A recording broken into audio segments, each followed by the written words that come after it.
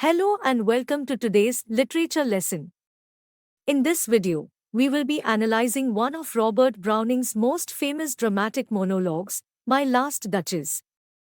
Browning is considered one of the most influential poets of the Victorian era, and his works continue to be studied and admired today. My Last Duchess explores themes of power, control, jealousy, and misogyny, and raises important questions about gender relations and the dangerous consequences of unchecked power. In this lesson, we will be taking a close look at the poem line by line. So, sit back and enjoy the lecture. Line 1, That's my last Duchess painted on the wall. The speaker, an Italian duke, is showing his visitor a painting of his deceased wife, which hangs on the wall. The Last Duchess suggests that he has had multiple wives in life. Line 2, Looking as if she were alive. The Duke comments on the skill of the artist, who has captured the Duchess's appearance so accurately that she appears to be alive. Line 3, I call that piece a wonder, now. The Duke praises the painting as a masterpiece, indicating that he values it highly. Line 4, F.R.A. Pandolf's hands worked busily a day. The Duke identifies the artist as F.R.A. Pandolf, who spent a day painting the Duchess. Line 5, And there she stands. The Duke points out that the painting is still on the wall, implying that the Duchess is always present in his thoughts. Line 6, F.R.A. Pandolf by design, for never read. The Duke comments that the artist's name is written on the painting, as if to suggest that the painting was created for the purpose of advertising F.R.A. Pandolf's skills, rather than as a tribute to the Duchess. Line 7, Strangers like you that pictured countenance. The Duke addresses his visitor directly, acknowledging that he is showing the painting to a stranger. Line 8, The depth and passion of its earnest glance. The Duke points out the intensity of her gaze in the painting. He describes it as a depth and passion. Line 9, But to myself they turned, since none puts by. The Duke implies that he is the only one who can truly appreciate the painting, as he is the only one who knows the Duchess's true nature. Line 10, The curtain I have drawn for you, but I. The Duke reveals that he has drawn a curtain over the painting, only because he wishes to reveal it to his visitor. The fact that he controls the curtain suggests his desire for control over his surroundings. Line 11, And seemed as they would ask me, if they durst. The Duke describes how the painting conveys a questioning expression, as if she is wondering why the Duke has drawn the curtain. Line 12, How such a glance came there, so, not the first.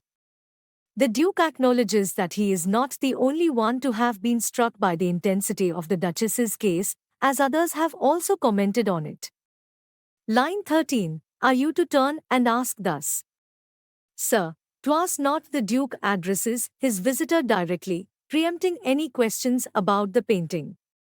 He denies that the Duchess's expression was a result of her feelings for him, but rather attributes it to her natural warmth and friendliness. Line 14, Her husband's presence only, called that spot. The Duke explains that she was not just friendly with him, but with everyone, and that her affection was not limited to him alone. Line 15, Of joy into the Duchess' cheek. Perhaps the Duke describes how the mere presence of her husband, the Duke, could bring a look of joy to her face. Line 16, F.R.A. Pandolf chanced to say, Her mantle laps. The Duke recounts how the artist, F.R.A. Pandolf, noticed the beauty of the firm mantle worn on her shoulders. Line 17, Over my lady's wrist too much, or paint. F.R.A. Pandolf suggested that her firm mantle was covering too much of her wrist, and offered to paint her without the mantle or with less of it. Line 18, Must never hope to reproduce the feint. The Duke interrupts himself and imagines what F.R.A. Pandolf might have said about the difficulty of capturing the Duchess's expression. Line 19, Her flush that dies along her throat, such stuff. The Duke resumes his account of what F.R.A. Pandolf said, describing how he praised the beauty of the blush that fades along the Duchess's throat. Line 20 was courtesy, she thought, and cause enough. The Duke explains that the Duchess was flattered by the artist's compliments and thought it was polite for her to agree to have her portrait painted without the mantle. Line 21 for calling up that spot of joy she had. The Duke reflects on how her desire to be polite and cooperative led to her portrait being painted with the famous expression of joy. Line 22, a heart, how shall I say, too soon made glad. The Duke reveals his own perception of the Duchess's character, suggesting that she was too easily pleased and perhaps even promiscuous. Line 23, too easily impressed, she liked waiter. The Duke continues to criticize the Duchess, saying that she was too easily influenced and would find something to like in anything she encountered. Line 24, she looked on, and her looks went everywhere. The Duke implies that the Duchess was flirtatious and enjoyed looking at other men. Line 25, sir, 'twas all one. My favor at her breast. The Duke dismisses his wife's flirtations as inconsequential and suggests that she showed him the same kind of affection that she showed to everyone else. Line 26, the dropping of the daylight in the west. The Duke describes how the sunset was occurring while he was talking to the Duchess, perhaps indicating that the time for her to die was approaching. Line 27, the bough of cherries some officious fool. The Duke changes the subject abruptly, recalling an incident in which someone brought the Duchess a gift of cherries. Line 28, broke in the orchard for her, the white mule. The gift-giver had to break off a bough of cherries from a tree in the orchard and brought it to the Duchess on a white mule. Line 29, she rode with round the terrace, all and each. The Duke describes how the Duchess rode around the terrace on the mule, enjoying the view and the attention of others. Line 30, would draw from her alike the approving speech. The Duke suggests that the Duchess was so friendly and agreeable that anyone could draw compliments from her. Line 31, or blush, at least. She thanked men, good. But thanked. The Duke praises the Duchess's politeness and graciousness, but also implies that she was too grateful to others, especially men. Line 32, somehow, I know not how, as if she rant.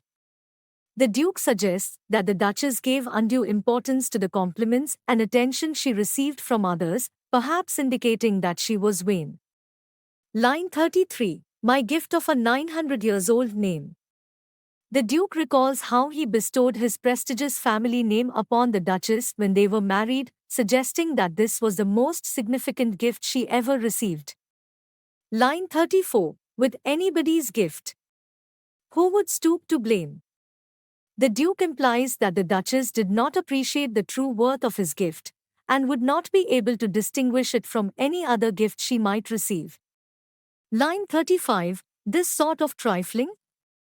Even had you skill. The Duke addresses the envoy again, wondering if he would be able to appreciate the significance of his gift to the Duchess, even if he were a skilled art critic. Line 36, in speech, which I have not, to make your will. The Duke acknowledges that he himself is not particularly skilled in verbal communication, but suggests that the envoy might be better at expressing his thoughts. Line 37, quite clear to such an one, and say, just this. The Duke suggests that the envoy might be able to articulate what he himself cannot, namely that the gift of his name was the most significant thing the Duchess ever received. Line 38, or that in you disgusts me, here you miss. The Duke suddenly becomes defensive, accusing the envoy of missing the point of his story and implying that the envoy is not perceptive enough to understand the subtleties of his character. Line 39, or they exceed the mark, and if she let. The Duke continues to defend himself, suggesting that if the Duchess allowed herself to be swayed by others' flattery or attention, then she was ultimately responsible for her own fate. Line 40, herself be lessened so, nor plainly set. The Duke implies that the Duchess should have been more aware of her own behavior and more cautious in her dealings with others. Line 41. Her wits to yours, forsooth, and made excuse. He accuses the envoy of not understanding the nuances of his argument, and implies that he is too foolish to grasp the truth. Line 42. E'en then would be some stooping, and I choose. The Duke concludes his monologue by suggesting that even if the envoy were able to understand his point of view, it would require him to lower himself to the Duke's level, which he is unwilling to do. Line 43. Never to stoop. Oh, sir, she smiled. No doubt. The Duke suddenly shifts his tone and addresses the envoy directly, as if to bring his attention back to the portrait. He notes that the Duchess would often smile in response to his compliments, but implies that he found this behavior insincere and irritating. Line 44. Whene'er I passed her, but who passed without?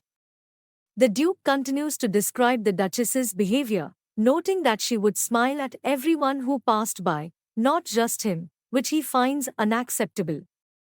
Line 45. Much the same smile? This grew, I gave commands. The Duke reveals that he grew increasingly jealous and possessive of the Duchess as their marriage progressed, to the point where he gave orders that she should not smile at anyone else. Line 46. Then all smiles stop together. There she stands.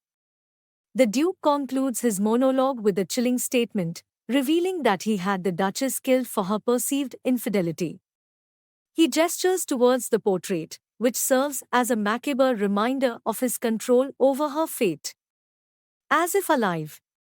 Will't please you rise? We will meet the company below, then. I repeat. The Duke draws the envoy's attention to the painting of his last Duchess, remarking on how lifelike it appears. He then suggests that they should leave the private chamber and join the guests below. He repeats his previous statement about the Count's generosity, assuring the envoy that he has no ulterior motives in seeking the Count's daughter's hand in marriage. The Thankyou master's known munificence is ample warrant that no just pretense of mine for dowry will be disallowed. The Duke emphasizes the Count's reputation for being generous and wealthy, suggesting that his own motives for seeking a marriage with the Count's daughter are purely honorable. He suggests that the Count's wealth is sufficient to ensure that he will not be denied a suitable dowry. Though his fair daughter's self, as I avowed, at starting, is my object. Nay, we will go together down, sir. The Duke reiterates his interest in the Count's daughter and suggests that they go down to meet the guests together. Notice Neptune, though taming a seahorse, thought a rarity, which Claus of Innsbruck cast in bronze for me. As they prepare to leave the chamber, the Duke directs the envoy's attention to a sculpture of Neptune taming a seahorse. He explains that the statue was a rare work of art commissioned by a sculptor named Claus of Innsbruck. The Duke's mention of the sculpture seems to be an attempt to impress the envoy with his own wealth and refined taste in art. So that was it for the line-by-line summary. Let's conclude what we have learned. My Last Duchess is a dramatic monologue that explores themes of power, control, jealousy, and misogyny. The Duke's words reveal a deeply flawed character who is unable to connect with others in a meaningful way, and who ultimately takes his jealousy to an extreme and violent conclusion. The poem raises important questions about gender relations, societal expectations, and the dangerous consequences of unchecked power. I hope you found this video helpful. In that case, please do consider joining us on the journey forward. Thanks for watching.